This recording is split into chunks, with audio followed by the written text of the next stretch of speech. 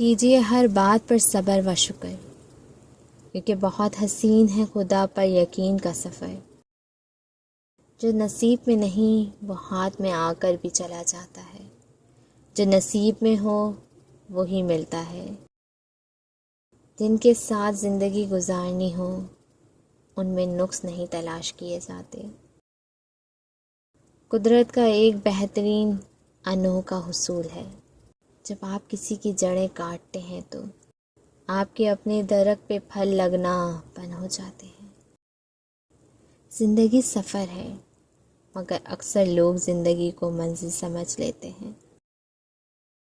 اکیلے میں اللہ کو یاد کرو، پریشانی میں درود شریف پڑھو، اداسی میں یا حیو یا قیوم پڑھو، خوشی میں یا رحیمو پڑھو۔ ایمانداری ایک مہنگا شوق ہے جو ہر کسی کے بس کی بات نہیں۔